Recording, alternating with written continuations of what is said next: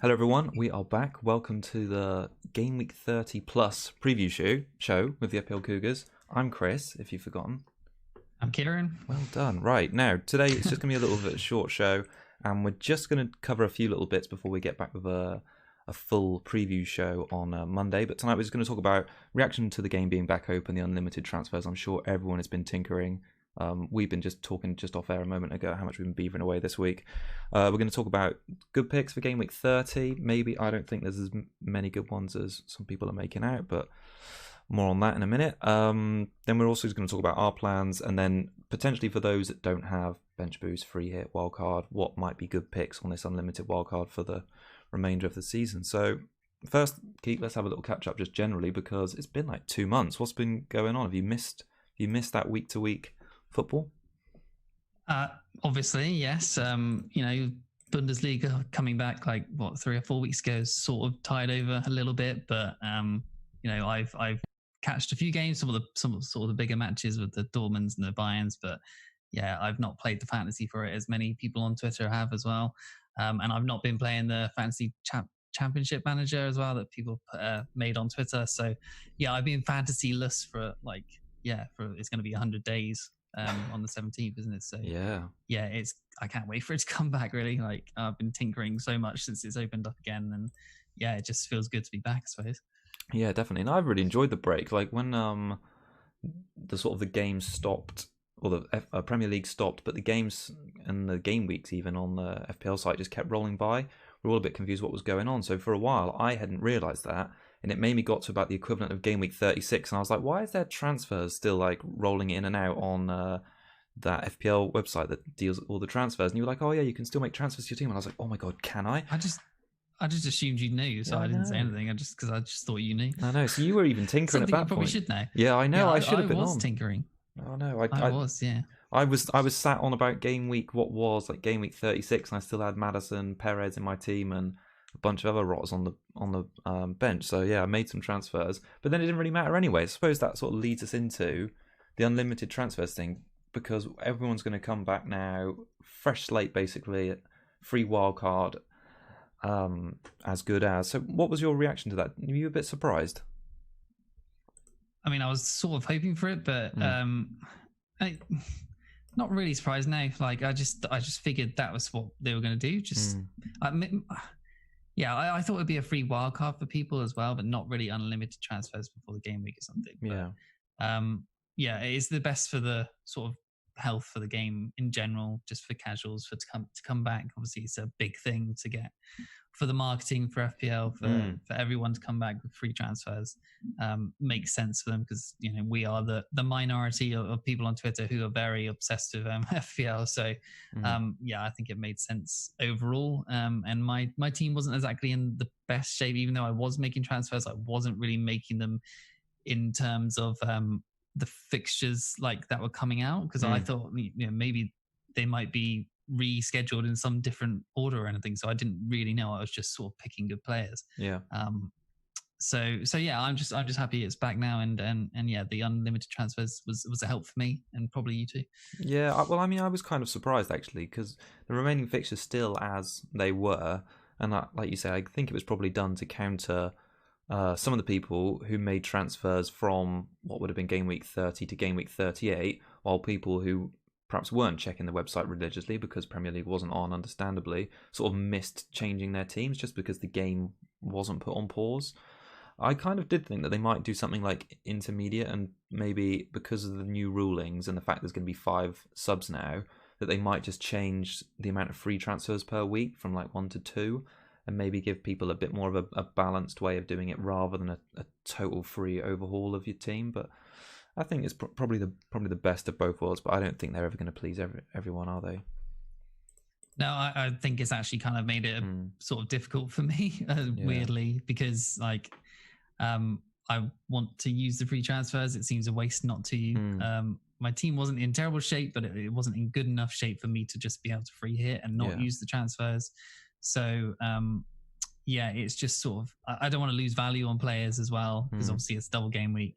Don't want to lose value on the long-term players I've got in my team, which I'm just going to want back for the week after as well. So, it's a double game week you should probably go in for it, but at the same time, it's not the best one. So it has made it a little bit awkward for me. I mean, Mark's asked a good question in the chat. So if he free hits for Game Week 30 plus, does the team revert back to the Game Week 29 one or 38? As I understand it, because Game Week 38 was still considered a game week, I think it will revert back to that last one. Because all the game weeks were still ticking over in their database and all the the standings were updated. So yeah, you should get back the team which you made a lot of, if you made any transfers to between game weeks 29 and 38, then you should get them back.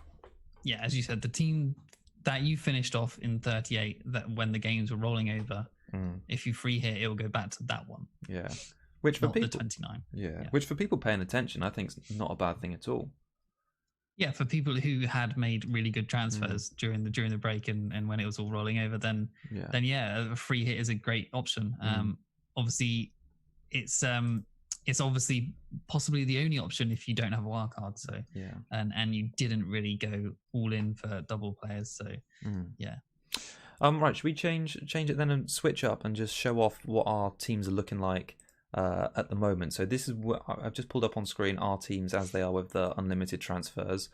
So I thought probably we're going to do like that full review, like we saw full preview on Sunday. But perhaps let's just kick off by talking about what are potentially our good picks for double game week 30. We've picked out a few each, and basically if they've made them into your team. We've been having a bit of a discussion most of the week about players like Aubameyang and Aguero, and I think you've got some good thoughts on both of those because tip of people's tongues at the moment. So Aubameyang, I don't know if he's too good to be true. He seems to be the obvious pick, right? And for Arsenal, who have a double against obviously City and Brighton. You know, the Brighton game is the game where you're expecting him to do well, but I think they lost versus Brighton already this season. And they've obviously lost to City as well. So not good history in this fixtures. No. But he seems to be rotation proof, I would guess. I think he starts both. I think he's only come off twice all year, substituted for Arsenal in the Premier League, and I think he's always started every game that he's available for in the Premier League. So other than when he's been injured or red card banned. So I think he's a safe pick. But they haven't really been prolific. Arsenal, they're struggling for goals. Although Aubameyang was top for goals for forwards in the last 4 weeks before the shutdown with 3 goals. I think he was tied with DCL or something. I can't exactly remember. But, the thing I've noticed is his shots is way down compared to others, which was 7 in the last 4 weeks. And others had something like 15, 20 sort of shots. So his were way down. He's obviously playing on the wing compared to Nketiah, who's obviously the last 3 games was playing through the middle. And even Lacazette was benched for Nketiah. So, form stats and stuff for the end doesn't really matter, I guess. This is all we have to go off at this point. He's the talisman, I suppose, but I don't know. He's really hard to pick because he's playing off the wing and he wasn't being prolific before.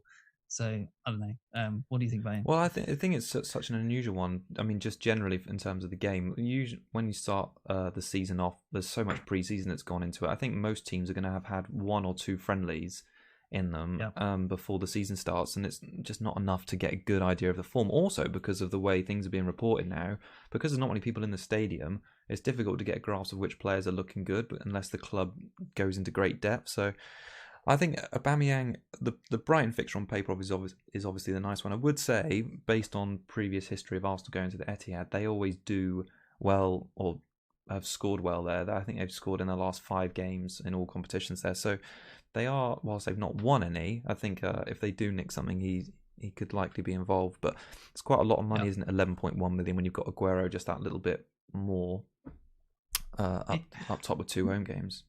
It is hard to fit him in, to be honest. If any one of the really big hitters from this week, I think it's him that misses out, or Sterling, and he just comes in as just a safe pick, I guess. I don't know. He's 27% owned on the site, but I don't know if that's live stats because of transfers. I don't know if they're making that live on the site or not because we don't really know because obviously there's not price changes or anything like that.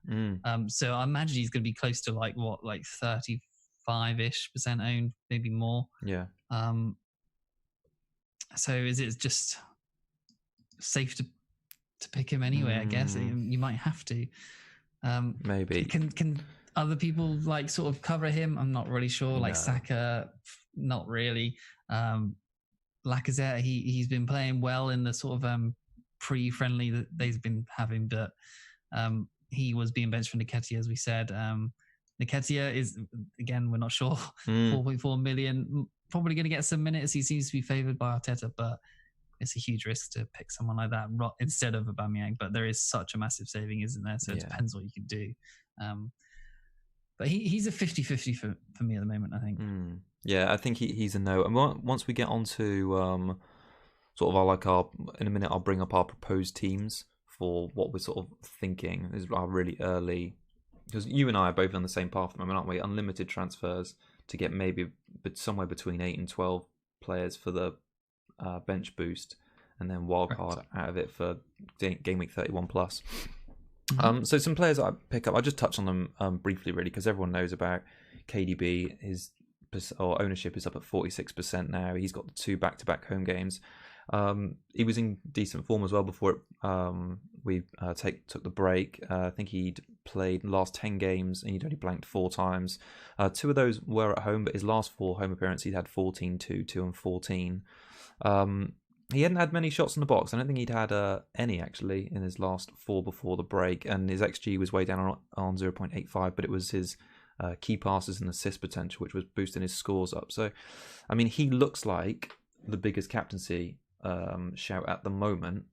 Is he? Does he? I was going to say, for me, he looks like the biggest captaincy shout. I mean, who would you put ahead of him? Because I think he's just nailed on to start both games, play 90 minutes, and he's got 2 home ones. Of all the doubles, he seems the safest. Yeah, it's him or Aguero. I think KDB's the safe one, obviously. You think he's going to play most of the minutes. So I think it's only Edison possibly has had more minutes than him in the City shirt this year. But yeah, Aguero before. I guess I can move on to Aguero when we're talking about captaincy. Do it. Yeah, he's probably the most explosive player in the game, right? There's nobody else that could really realistically possibly get 2 hat-tricks in both these games. No. So, there's the chance that this might be the last time we ever own a really fit Aguero in a double game week. Because, he might be moving on soon. He's getting old. That Jesus might fully usurp him next year. You make me feel old when you say that. Well, he's getting old in terms of football, isn't he? But yeah, so only 18% right now. That's low, and is Aguero like? To be honest, whenever I pick him, he never really does it for me. I always miss his massive hauls, always, because I'm just always worried of the risk of him being rotated and things. But to be honest, I think this is double game week. It's the only one we're going to get. Might as well attack it while we can. And Aguero captain feels pretty good to me at this point. I think he'll probably get at least 120 minutes ish from both games. If he plays Arsenal, whatever. If he starts that one, I don't really care because Arsenal are bad at the back. And then if he just comes on for half an hour against Brighton, great. Against tired Brighton, Burnley. I think he could do well. Burnley, sorry, yes, could do well there as well. So I think at the moment he's my captain pick. I've thought about not having him as well, of just going a 3 of going Sterling and KDB plus like Edison or something like that, or just the 3 mids. But yeah, overall I think he's the best captain option. But the safe one is KDB, as you say. Yeah, I mean Aguero's been tempting me as the week goes on. Or I just keep looking at him and thinking, the double and those 2 home fixtures, and it'd just be easy to put it on him. But I do think KDB seems safe, which is absurd to say because we know how explosive Aguero could be. Plus, I need to gain in rank a little bit, so he could be my ticket to doing that. With KDB? No, with Aguero. Captain would be a bit more of a boost. Talking about safety, we'll just touch on it briefly because everyone knows about them now, but Sheffield United defensive assets. So I think between us, we've basically written down the whole of their back line to talk about here. Just the unusual or the query one is Lundstrom. Has he come into your thoughts at all? Right. So I was looking at their stats to see which of their defensive assets were going to be like sort of the best ones after Henderson. So in the 3 of the 4 games before the break, he was benched, but he still was the second highest scoring Sheffield United player in just 150 minutes of football. He had 7 shots, 5 in the box, which was the highest after Sharp, who'd basically played all of them as a striker. He scored 2 in that friendly. I think it was a couple of days ago for Sheffield United. So yeah, I don't know. He's got. I was going to say quarantine form, but it's not really lockdown form. I don't know. He just looks like he's picking up again, and maybe I hadn't really thought about him just because of all the benchings, but at 4.9, cheaper than Stevens, and I'm totally blanking on the other guy's name. I used to have Baldock's. Price. Don't know. He feels like he could be worth a look again. Yeah, I kind of wish I never sold him. If I just had someone like a bench player that could have played when he was being benched, then or not playing, obviously, then I would have liked to keep him. But even Sheffield United tweeted out a video of him just with JL7 and a little star on their Twitter the other day. So, yeah, I think they're possibly gearing up to start him as well. So I don't know. Don't really know what happened to Berg. Not really heard anything about him and his position. But Lundstram seems like if he starts the first one, we get some possible leaked information of that he starts. Yeah. Then yeah, very interesting. And I think he will be in for me, to be honest. If I can afford him, obviously. But because his ownership's scary as well. He's up at 39%. So like a goal or an assist for like whilst all the other Sheffield United defensive assets are just good picks because they're good value for this double and their defensive record's been so good. The fact that he's got that such potent goal threat and assist threat in his locker, even if he comes on from the bench, like we've seen in those games, he could still do damage and outscore most of them. So yeah, I didn't have any. As soon as the game like relaunched and I was looking at the players, I was like, nah, I'm not going near Lundstram. Closer it gets, so I'm thinking I can't go without him. I think it's possible to go without with him because you're probably backing on 2 clean sheets for them. That's the hope at least. So Basham and Egan or O'Connell or whatever, I think they're both cheap value picks that will probably at least get 1 clean sheet. Yeah. Lundstram's not nailed on to score or anything, and he's not rotation proof because he'll probably come off before 60 minutes or possibly just after. Who knows? Because the 5 subs he might come off at like half time in these games. So yeah, you might get a 1 or 2 pointer for Lundstram even though he starts. It's well, I think Fleck is possibly a good choice as well because he seems to be the most far forward other than the strikers of the midfielders, and he's only 5 million, 0.1 more expensive. Sort of fills a midfield spot that might need filling with this sort of bench thing, and he's got 2 games nailed on, I'd say, for both of them. So he is very bland, though. I was going to say, you just even talking about him, I'm like, oh no, really? It's a difficult one. I feel like part of it as well, I'm getting swayed because some of these teams have got doubles, but then I look at like the Aston Villa defenders I'm trying to shoehorn into the team just because they're 4.4 million. I'm like, why even bother? Same with like Samata. Like I looked at him the other day, I was like, oh, he's just 5 million, but I was like, yeah, but it's Samata. I'd much rather have a single game week player in my team. I don't think he's that bad, I think I'd rather have like someone like Jota against West Ham. Or Jota against West Ham. Two chances at the cherry of Samata. He 5.8, enables a lot of other things. Yeah. And I think he'll just go for it. He seems to be a do or die sort of player, and he's going to put his head in there on a Grealish cross, and you'd be laughing if he gets anything. But I think he's at least nailed on to start the games with Wesley still injured.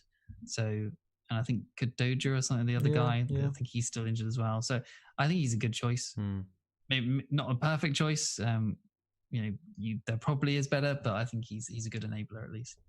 Let's what I'll do now is I'll just bring up sort of like our plans for the screen before we talk about the last couple of players on this. So put them up on screen now. Excuse all of like the hashiness, but we haven't actually made these transfers yet. So we can see on screen there how we're both looking. You and I have both got Grealish. I think since the game has relaunched, he's been the most transferred in player. I mean, he seems like an essential one, doesn't he? Villa's fighting to stay up. They've got these 2 decent looking, well, I say decent looking, both 2 home games against Sheffield United and Chelsea. If they're going to score, he's surely got to be involved, hasn't he? I put out a tweet the other day saying he should be in 100% of every single team going into this week, because he is completely nailed on their talisman. 7 goals, 7 assists this season, and he's the 9th highest scoring midfielder with 118 points, and that's obviously pretty good for someone who plays for Villa, who's 19th in the Premier League. So 20.6%, I imagine that's going to go way up owned, but 2 home games, they're not great, but I think you probably need to own him. He's cheapish still. His stats pre-shutdown were pretty awful. An XG of 0.1, an XA of 1.04, which is pretty decent, but 4 shots, 2 big chances created, which is quite good. So he wasn't really getting much of a chance for goal himself. But this was during a sort of run where Villa were pretty awful. So he was still looking okay. And obviously fighting relegation, they're going to be well up for these games, I'd imagine. Definitely. And they could surprise a few, to be honest. So they've got McGinn back as well now, haven't they? That's got to be a boost for them. It's like having a new signing again after missing him for so many months. I saw the manager talking about him really excitedly, like it's a new player and he's just racing around the training ground. So I feel like there's got a lot of things to be positive about owning Grealish, at least for the double anyway. Their fixtures are a bit mixed though after that, aren't they? Yeah, I think you had him in as a sort of possible keeper for the end of the season, right? Just to relegation, something to fight for, obviously. So I think that's so important now in my transfers and my thinking, like seeing or getting players who've got something to fight for. So Danny Ings in Southampton, Grealish being 2 in my team at the moment, and also sort of lessons learned from Germany and how the sort of return to action there is affected, or their transfer or their substitutions. Like in fact, in terms of, it seems like the central defenders are very rarely getting substituted, and whereas the wingers, strikers, midfielders are all pro, and even the fullbacks. So I kind of think from a fitness point of view, we'll see that, which is why when we move back on to talking about our team's props probably on the Sunday show and wildcard, most of my back line, if not all of it, is going to be made up of central defenders. I think when we return to it, I'm just cautious about how much rotation and injury is going to affect our teams, which is, I think, Sorry, set for Trent. It's from your wildcard next week, you think? Yeah, I think so. I just feel like with that 1 free transfer per week and potentially how many sort of injuries and substitutions we can get, I feel like there's going to be a lot of frustrating game weeks after this one. So I've got to try and maximise it. One of the areas that's been causing me a bit of trouble on the sort of preparing for this bench boost is working out the goalkeeper combinations. So there's 4 to look at, really, isn't there? The 4 teams: Ederson, Reina, Henderson, and Leno. I've got the teams up on screen now. You've gone heavy at the back. You've gone Leno and Ederson for combined 11 points there. I've got very heavy at the back at the moment. Yeah, Doherty, Trent, and Alonso in there as well. Gosh, all the wing backs prone to rotation, Kieran, going right in for it. But not in one game, they're not. No, that's true. Yeah. They're nailed on to at least start this game. I think Alonso is possibly the only issue, maybe. Yeah. But I just think there isn't any other good mids that I want. So, and I really fancy Doherty because he basically plays as a striker anyway, and Alonso pretty much the same thing. And obviously we know Trent has obviously got a history of being crazy good as well. I don't think that Everton fixture is that bad, so I kind of want to keep him anyway. And then Ederson is just the nailed-on choice into the City defence, who I think could get 2 clean sheets, possibly. Obviously, I'm picking Aubameyang here still, but I think they have a really good choice or chance of 2 clean sheets because Arsenal are pretty bad. Yeah. and then Burnley have barely ever scored against them, to be honest. So, Laporte I would quite like as well, but not sure of his fitness. He had some monster double game weeks, didn't he, last season, Kieran? Absolutely, he did. But his 0.3 million saving, and as you can see with my team at the moment, I'm struggling to fill that last spot still. So I need all the money I can get.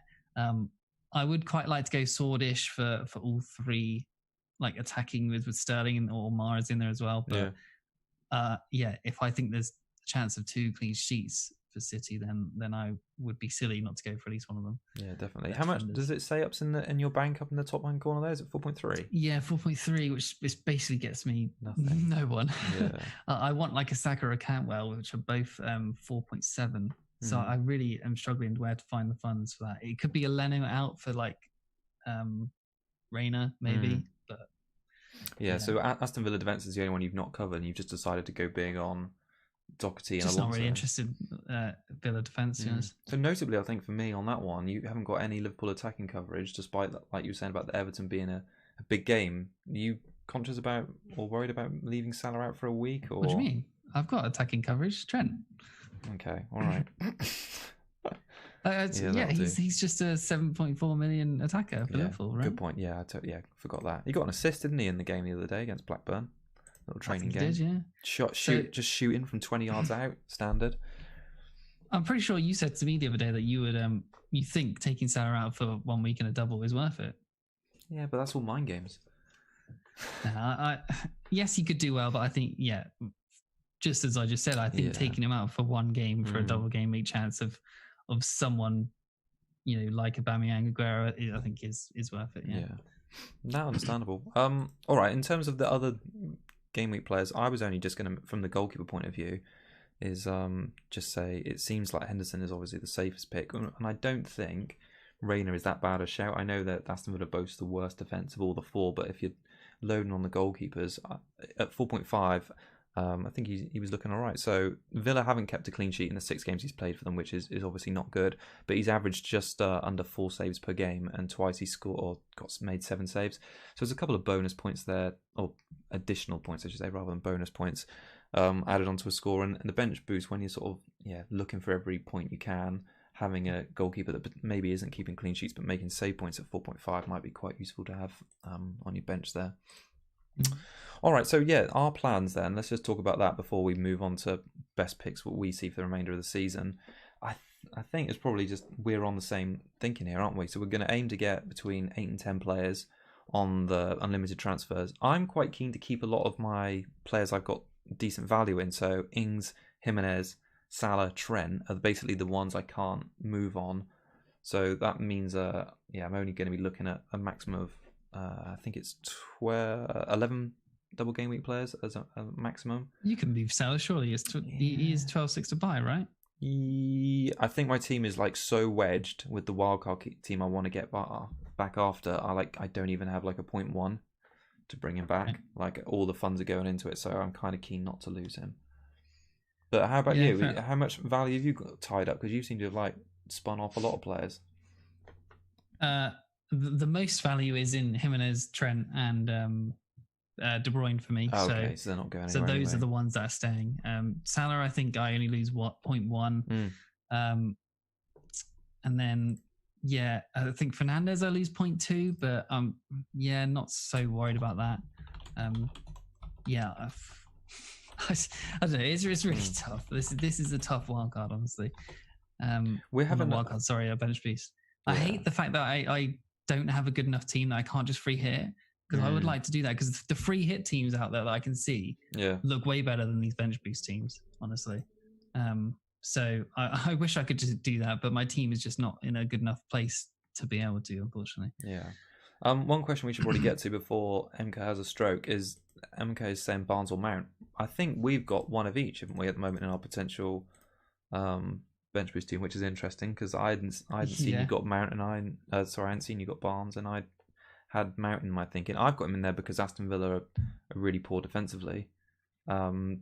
That's kind of why I got Alonso. But sorry, Karen. Well, I was just going to say, what was the thinking behind Barnes? Was that just because that last game before the break, and he had that insane game, and his form had been good before that? Was that the thinking? Pretty much. I think behind closed doors might help him too. A little bit less pressure. So and I like that fixture as well. Yeah. Watford away? Well, it's away. I don't really think that matters now. I think it's just Leicester versus Watford. I wanted to keep Vardy. Obviously can't. The budget's way too small for that. But Barnes was actually outscoring Vardy for the last few weeks anyway. So if you can keep, I think he's nailed on to at least start. And I think that's a good fixture. So and I kind of covered Chelsea a little bit with Alonso, and I think he could get a clean sheet too. So that's my thinking with that one. I must admit, I was looking at Alonso as well. It's just the uncertainty of whether he starts, but that game could be so good for him. The way around, and the same with Doherty. I'm a bit I think that's a good fixture too against West Ham. That's why I'm quite keen to keep to have some single game weekers in this bench boost team. I don't want to overlook some teams which I think have got some good fixtures, just for just cram in some crummy Villa players. All right, so we were just talking about what do you think people should be doing if they don't have a wild card to get out of it? What's the play? So if you've still got a free hit, I think you probably free hit this week. But then if you don't have a wild card and possibly don't have a free hit either, you do use the unlimited transfers to get 5 or 6 doublers or something. Then you build for the whole season. Yeah, you build in mind with United fixtures coming up, with Spurs fixtures coming up, Wolves fixtures. Those are the teams with really good fixtures. 5 or 6 doublers. The rest single week players with good fixtures for the rest of the season, and that should sort of see you through. Yeah, no, I like it. Yeah, I agree. All right, should we move on just to our general thoughts on best picks remainder of the season? Because we'll sort of go into this when we start doing our preview shows again, starting Sunday night. But let's pick up on some. So I obviously touched him just a minute ago. You've mentioned him in passing there, Jimenez. He's not exactly a differential at 32% ownership, but their fixtures are just really good. So West Ham away, Bournemouth, Aston Villa, Arsenal's the next 4. I think Arsenal and Chelsea are the only traditional top 6 teams they play, and with no Europa League distraction and just 5 points behind UCL, I think Jimenez is just looking a shoe-in most of our teams until the end of the season. Looking back about how he did against his next 4 opponents earlier in the season, he had 3 goals, 0 assists, but he picked up some really good points in those games. So I feel like he's got to be a must in any team post game week 30 plus, or even before it. Yeah, I think he stays this week as well. The fixture against West Ham is good. West Ham are pretty bad defensively. I've seen a lot of people on Twitter triple Wolves this week. So even on bench boosts and things, which I can't really argue with. I think they're going to do well. No Europa to worry about because obviously it's not happening right now. They've been used to all these games in a row. Good on them. I'm looking forward to watching them do well. Possibly get into the 5th, maybe above Chelsea, possibly above United. Who knows? I like it. We just had a comment in the chat. A couple of nice to see everyone back in again. DB's back. We've had a message there from Nathan. He said, "Hi guys, top of your league. Overall 139. Got free hit, bench boost, and wildcard left. Aiming for top 100. I think. Nice. Aim for top 10. Let's go higher. Let's go higher. I like it. Speaking of, what's your aim to get to? Oh God. Just for I was really excited. I thought the season was going to end and my rank wasn't going to count on my season scorecard. But I don't know. I feel like bench boost is a good opportunity to jump quite a lot of people because the scores are quite high. I'd be happy if I got it back into the 250,000, which is by any other season is a really bad season. But just 699. It looks cool up on the screen right now. It looks like it's a good set of numbers, but. Anything 250 plus will be all right. And then can we go again? Go again next season. So we'll see on that. Probably not much break between exactly the end of this one and the next one. I think Euro 2020 would have started today as well. So I know. That's a shame. Would have been nice to see that, but never mind. Who else are you thinking good picks for the remainder of the season? Just talked about Jimenez there.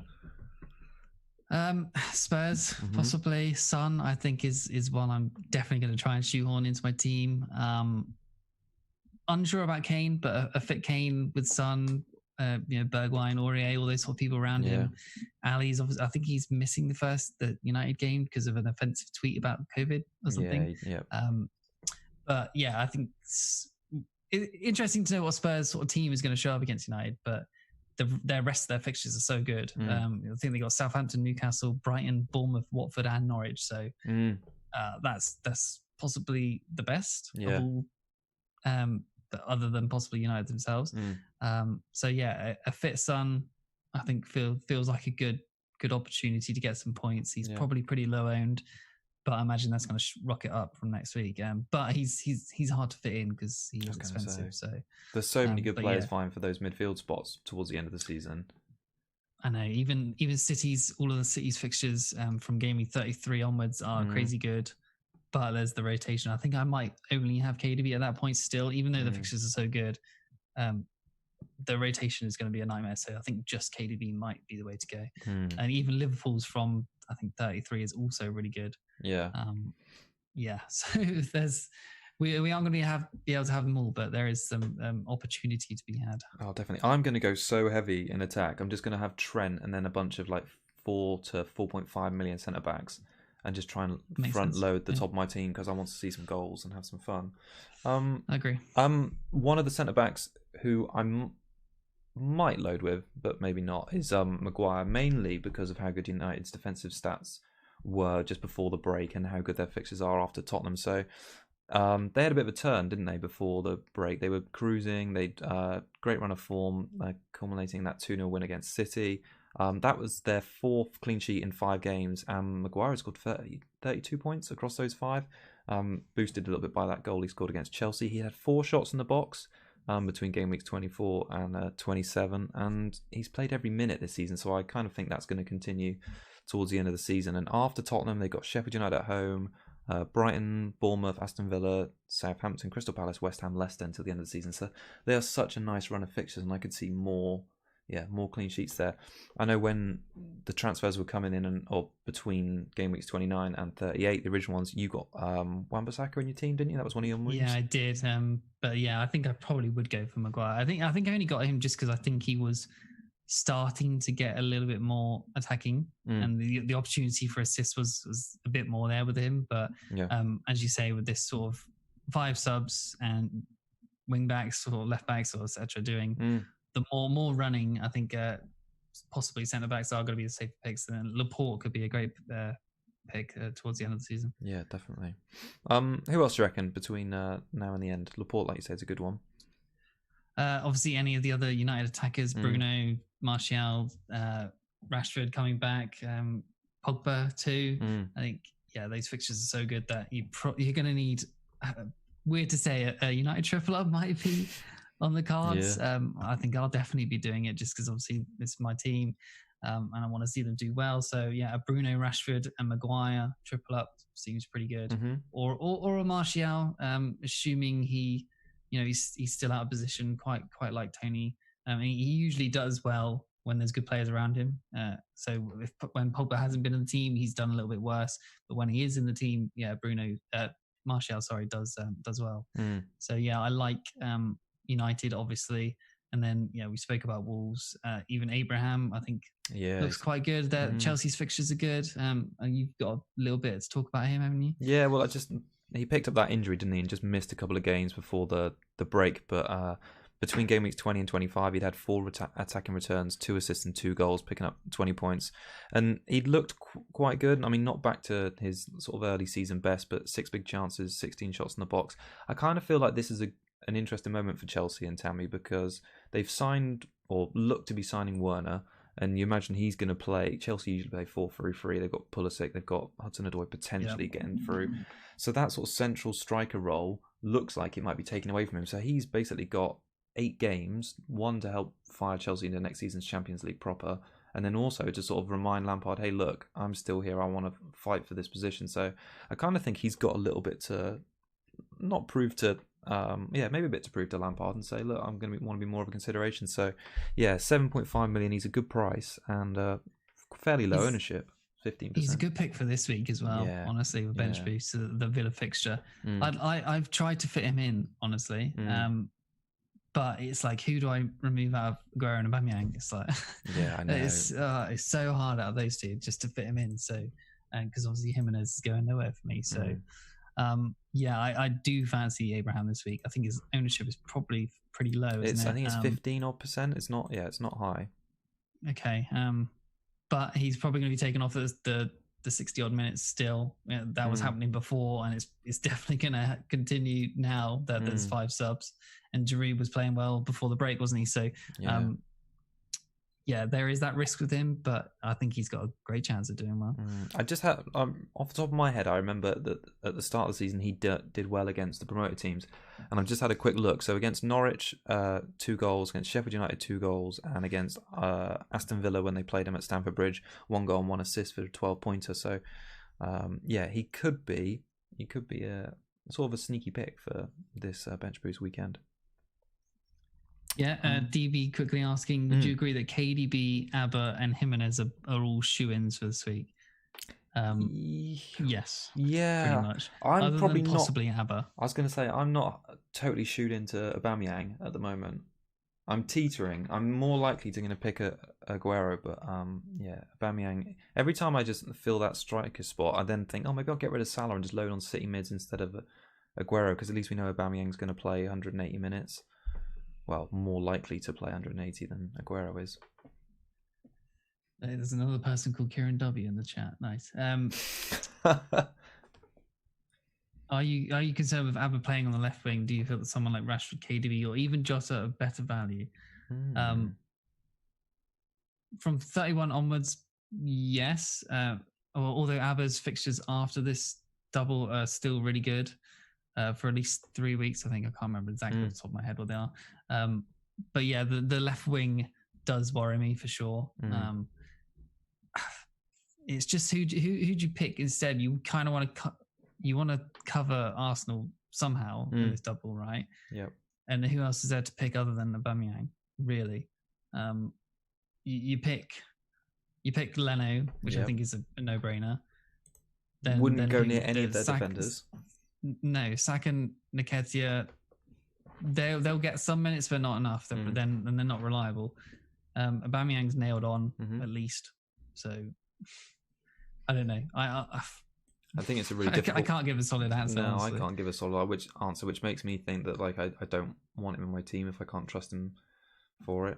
It's a strange one because I know he'll start the minutes, and from that point of view, he seems better than Aguero. But yeah, I don't trust him to score away at the Etihad or away against Brighton. So yeah,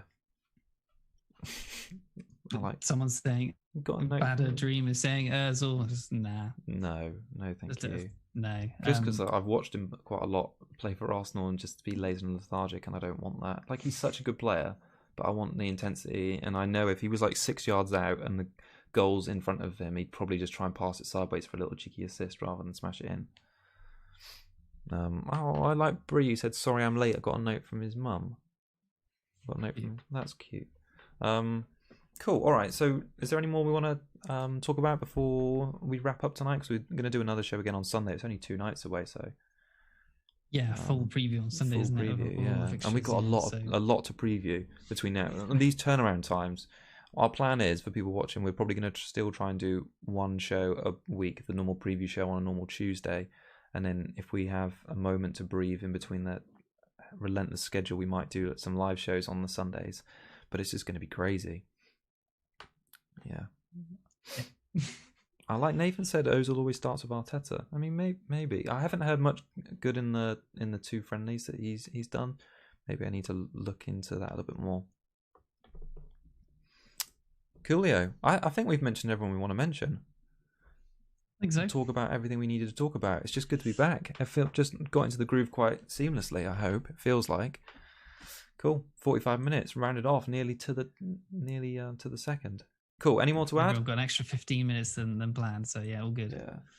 Cool. All right. Thanks everyone for joining us. It's goodbye from me until Sunday evening. Pre-record up then, and then we'll catch you again live sometime soon. If you're not already subscribed to us on YouTube, do that because Kieran does all the Twitter stuff, but I update the little community tab so you can see when we're going live. And yeah, we'll catch you next time. That's bye from me. Cheers, everyone. Bye. Bye.